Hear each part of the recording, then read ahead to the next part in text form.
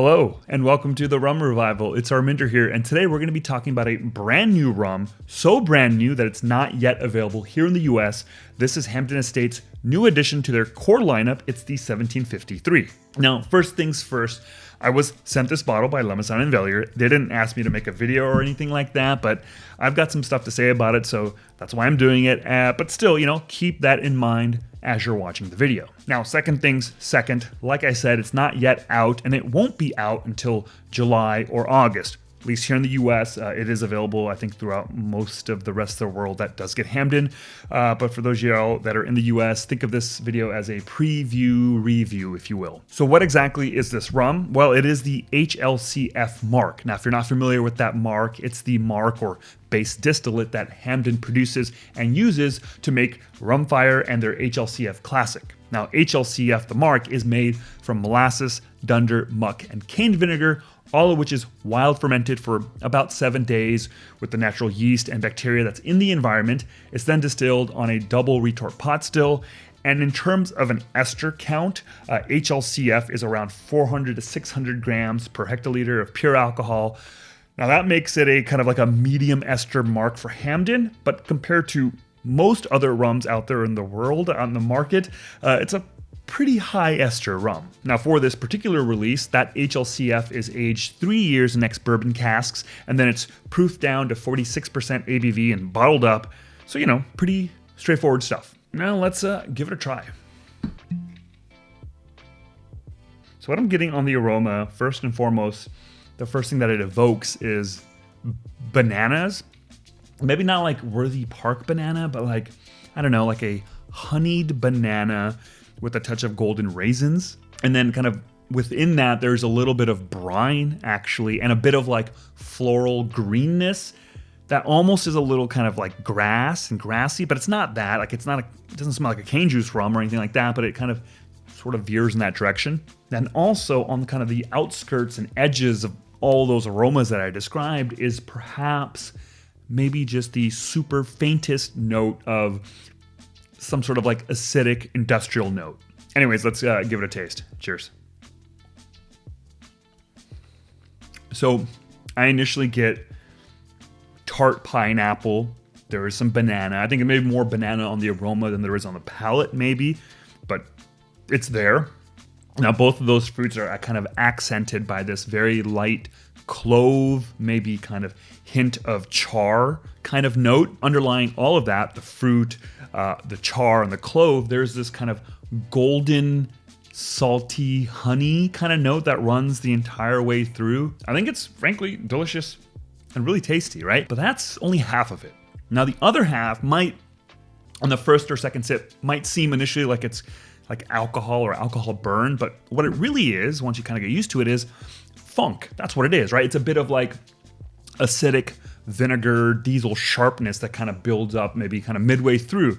Now, it's never intense or overwhelming in my opinion, but it is very present. Now, as someone who easily gets heartburn while drinking really funky and higher ester, higher proof Jamaican rums, this doesn't really trigger that. Now, you might be wondering how the rum compares to the other two aged rums in Hampden's core lineup, the 8-year and the HLCF Classic. Well, the 8-year is the same ABV as the new rum, right? They're both 46% ABV, but as the name implies, it's aged 8 years instead of the 3 years. And perhaps most importantly, the mark on the 8-year is not HLCF. Instead, it's Hampden's lowest ester mark, the OWH. Now, I've always liked the 8-year, but when you're tasting it in comparison to the 1753, it tastes kind of flabby with maybe too much of an emphasis on the wood aging and less of the kind of distillate-driven funk. Now, of course, if you prefer a more age-forward rum, then maybe you will kind of gravitate more towards this. But generally, if you like your rums a little more funky, then I think you're going to prefer this instead, I think. Now, things get really interesting when we compare these two rums. Obviously, they're both made with the HLCF mark, but the Classic is aged an extra year for a total of 4 years, and maybe most importantly, it's bottled at 60% ABV. Now, obviously, with that higher ABV, you'd expect it to be bolder and more intense, and it is, right? And look, there is some fruit on this, but it's a lot less of that banana and much more of that tart pineapple. But maybe the most dominant thing in comparing these two is that the HLCF Classic is got this really bold sharpness and acidity. It's very kind of vinegary in a way. So if you, I don't know, like your Jamaican rums to be really funky, where there's fruit, but there's like these jolts of like funky electricity kind of coursing across your palate and your tongue, then I think maybe you would prefer this. And also if you're like looking for a more kind of higher ABV experience and perhaps a more kind of layered, complex experience, then maybe you'll gravitate towards this as well. But for me, I think this little guy kind of hits the sweet spot, or at least my sweet spot. That's a thing. It's, you know, just very fruity, and it kind of has a really good amount of really approachable funk, and it's rounded out by just a touch of aging. So I don't know, that kind of checks all my boxes. Now, in terms of cocktails, I really think the new rum kind of runs circles around both the 8-year and the classic, at least when we're talking about tropical and tiki drinks. When we're talking about more spirit-forward applications like an old-fashioned, then you might prefer the more age-forward notes of the 8-year or maybe the more booziness of the classic. But when you're talking about mixing with various juices and syrups, I think this plays really well with those ingredients while still having lots of its character and personality shine through. Now, unlike the 8-year, with this in a cocktail, you're gonna get these kind of lush, funky tropical fruit notes. And unlike the HLCF Classic, with this, you're not gonna be adding this very pronounced streak of funky acidity, which you would get with the Classic. And instead, I think you're gonna end up with a much more balanced drink given the ABV. Now, in terms of how this rum does in a daiquiri, well, it's fantastic. I was gonna use the word vibrant, but I feel like I use that all the time. So instead, let's stick with another V word and use the word vivacious. I think it makes for a really vivacious daiquiri. It's exciting and engaging, and it's just really tasty. It takes what you want out of a daiquiri, kind of an element of simplicity, and then adds this dramatic flair to it with kind of the fruity funkiness that kind of cuts through the dilution and the lime and the simple syrup. It's vivacious. It's so alluring and engaging. Really enjoy it. Now, since this is a Jamaican rum, maybe we should be asking the question, how does it do in a Mai Tai? Well, obviously I have one here. I've had a bunch of Mai Tais made with the rum, and spoiler alert, they're fantastic, but let me just take a sip here. Cheers. Oh yeah. Oh my God. It's a bright Mai Tai. It's a punchy Mai Tai, right? It definitely has like some juicy pineapple notes, but the funk is so well integrated with the drink. It does peak out, and it kind of manifests in this kind of tingling smoked cardamom kind of way. I'm not saying that's what it tastes like, but if you've ever experienced cardamom or like smoked cardamom, it just has like this dance on your palate. At least I think it does. And that kind of, the way the funk kind of manifests through all the other ingredients kind of reminded me of that. It kind of evoked that. Yeah, so I am pretty impressed with the rum as a, lower proof sipper, as a great mixer, especially in a Mai Tai. It takes aspects of Hampden in general, and much of what I love about what Rumfire brings to a cocktail, those big Technicolor tropical fruit flavors, and puts them in this really kind of approachable and drinkable package. And the great thing is, even at 46% ABV, it still has a funky bite to it. I think this rum is the ideal next step rum when someone is exploring Jamaican rums. In my opinion, in an ideal world, you would start someone off with like the Appleton lineup of rums, and then when they're ready to experience a funky all pot still rum, you come here instead of something like a Smith & Cross. Yeah. Now, I do want to end the video with two criticisms about the rum. Well, one's less of a criticism and more of a bummer, and the other is both a bummer and a criticism. Now, the first one you'll likely agree with and also be bummed out about.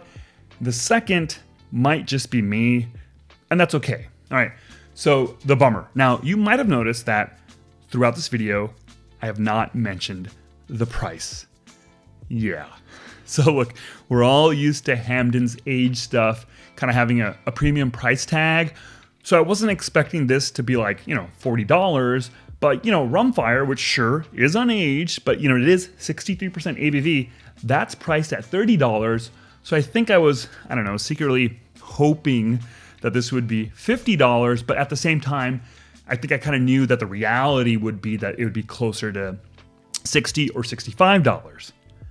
Well, the actual reality is that due to a number of reasons, including tariffs and the overall uncertainty of all of that, it's actually going to be in the ballpark of $80, which is a bummer.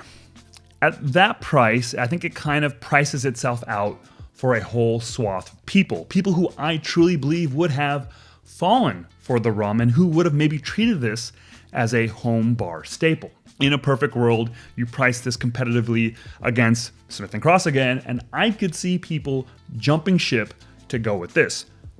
Bold claim, but, I guess we'll never know. Now, my last point, which is both a bummer and a criticism. Now, I feel a bit uneasy when it comes to this rum.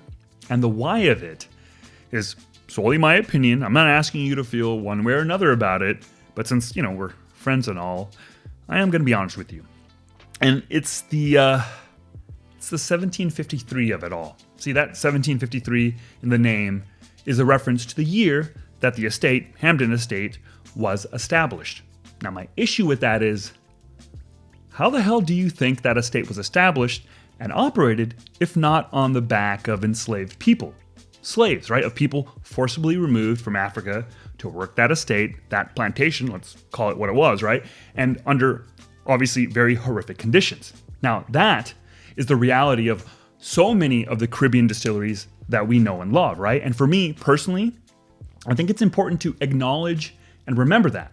And it just kind of rubs me the wrong way to just throw the date out there in isolation, in a vacuum, with absolutely zero reference to the reality of what that establishing meant. Is it erasure? Is it whitewashing?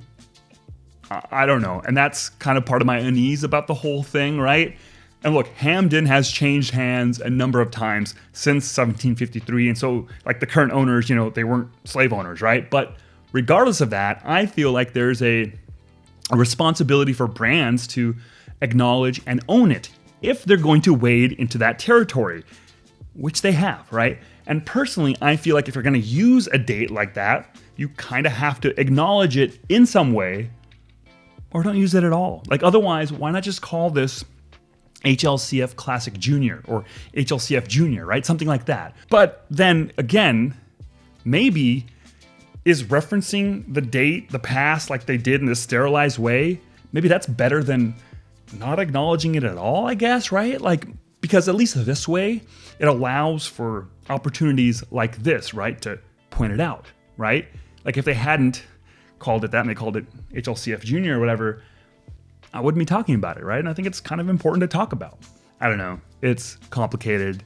And before you say anything, I actually feel the same way about Angostura's rums, the 1787 and the 1824. Kind of it's the same idea, right? And look, I was one of those folks that had issue with the plantation brand name, right? So if I called them out, I think it's only fair to also call this out. And while we're at it, Great House also isn't a good look if you ask me. I mean, it's kind of part and parcel of the whole plantation infrastructure, you know what I mean? So yeah, I don't know, disappointed seems a little harsh, but sure, I'm bummed for sure, I think more than anything else. Again, not asking you to feel one way or think one way or another about it, but I just felt the need to take how I felt about it and put it out there and do with it what you will. Well, that's it for me and this video. Thanks for listening to me talk about this rum and my feelings on it. Still a hell of a rum, the liquid inside, it's HLCF, it's pretty damn good. I just wish they had called it something else. Anyways, thanks so much for watching. Catch y'all next time. Cheers.